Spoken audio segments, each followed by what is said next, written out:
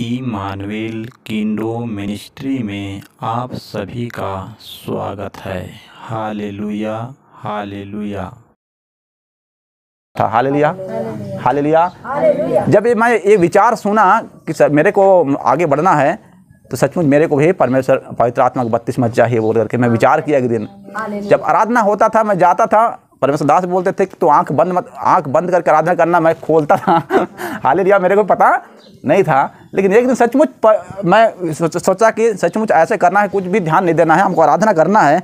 ऐसे हम आराधना करने में लगे थे, तब परमेश्वर पवित्र आत्मा का सामर्थ मुझ पर उतरा। तब मेरे को पता चला कि परमेश्वर को आत्मा का सामर्थ भी ऐसा है बोल करके। उस दिन से हमारा जीवन बदल गया।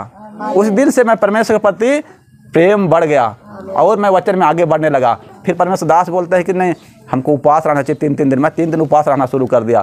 फिर एक बार मेरा मन था, परमेश्वर दास बोले कि अन्य भाषा का भी वरदान मिलता है, क्योंकि जो अन्य भाषा में करता है परमेश्वर सीधा बातें करता है, अन्य भाषा में बातें करता है, अपना उन्नति करता है।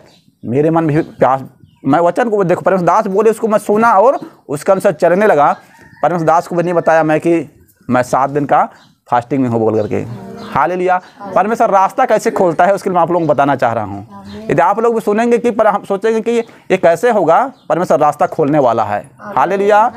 वो रास्ता को खोलता है जब उसका वचन को हम सुनते हैं। तो मैं 7 दिन का फास्टिंग में बैठ गया। मेरे को पता नहीं था कि 7वां 8वां दिन मेरे लिए कुछ परमेश्वर ने योजना बना के रखा है। हालेलुया। जब 7वां दिन हुआ, मैं कभी 3 दिन का रहा, 7 दिन का फास्टिंग में तो नहीं बैठा था मैं। लेकिन उस दिन मैंने निर्णय लिया कि मैं 7वां दिन तक फास्टिंग में रहूँगा बोल के रहना शुरू कर दिया। जब 7वां दिन पूरा हो गया, परमेश्वर के दास का फ़ोन आया कि नहीं, केरल से एक परमेश्वर का अभिषिक्त दास आने वाले हैं, आ रहे हैं। मैं तो सोचा ये तो किसके लिए है। मैं सोच रहा हूँ, मैं जिसका तैयारी कर रहा हूँ और वो अन्य भाषा का वरदान वाला ही परमेश्वर का दास है बोल करके पता चला। मैं तो खुश हो गया। और मेरे को, मैं कभी भी जब वहाँ बोलते थे कि तो विश्वास है कि ये हो सकता है, मेरे को विश्वास नहीं होता था। लेकिन उस दिन परमेश्वर के दास भी बोले कितने लोगों का विश्वास आज अन्य भाषा का वरदान पाओगे। मेरा हाथ भी उठ गया। हालेलुया। क्योंकि शायद मेरे लिए था वो।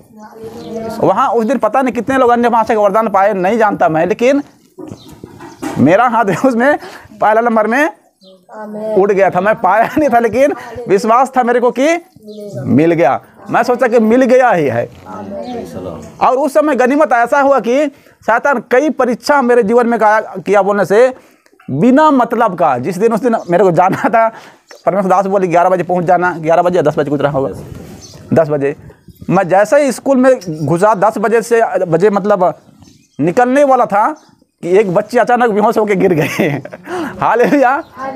अब मैं सोच रहा ये क्या हो रहा है। उसके लिए मैं प्रार्थना करने का अवसर मिला, प्रार्थना किया। फिर उसके पिताजी को बुलाए, उसको ले गए। जस्ट मैं निकलने वाला था, फिर फ़ोन आया कि नहीं, यहाँ जानकारी आज बैठक है, तुरंत आना ही है बोल करके। वहाँ गया, वहाँ कुछ भी जानकारी नहीं था। कुछ एक बात था, उसके लिए बुलाया गया था, वहाँ पे अर्जेंट है बोल करके। मेरे को यहाँ घर से बार बार फ़ोन रहा 11 बजे 10 बजे बताया गया है, आप इतना लेट क्यों कर रहे हैं बोल के।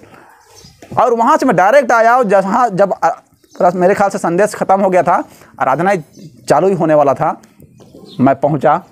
और उस दिन का जो अद्भुत आशीष है, मैं आज भी नहीं भूलता हूँ। हालेलुया। उसी का अनुग्रह है कि आज परमेश्वर ने मेरे को यहाँ भी खड़ा कर दिया है। हालेलुया। ये ऑटोमेटिक नहीं होता, फिर ये क्या होता है, परमेश्वर की इच्छा अनुसार होता है।